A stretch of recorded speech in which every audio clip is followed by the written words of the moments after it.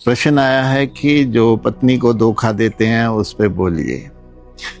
यहाँ मैं कहूँगा जो पत्नी को धोखा देते हैं या पत्नी पति को धोखा देते हैं या कोई किसी को भी धोखा देता है, असल में वो किसी दूसरे को धोखा नहीं देता, वो स्वयं ही धोखे में रहता है और धोखा स्वयं को देता है, अपने धोखे में खुद ही शिकार हो जाता है।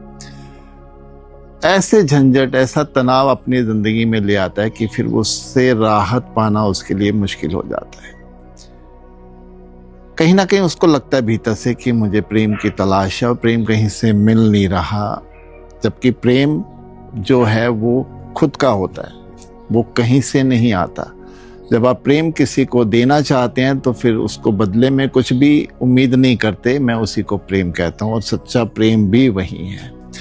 अब जो प्रेम की तलाश में है उसको लगता है अगर प्रेम नहीं मिला तो उसकी आत्मा भीतर ही भीतर कहीं मरती चली जा रही है, इसीलिए वो इसका बहाना बनाकर अपने आप को राजी कर कर किसी भी संबंध में, दूसरे संबंधों में उतरना शुरू हो जाता है।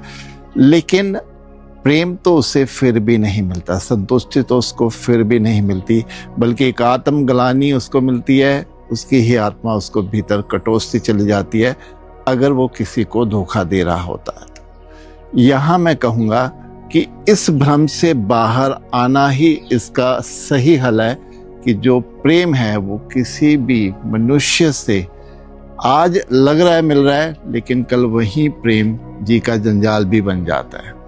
तो वो प्रेम जो मैं बात कर रहा हूँ वो ईश्वरी प्रेम की बात कर रहा हूँ।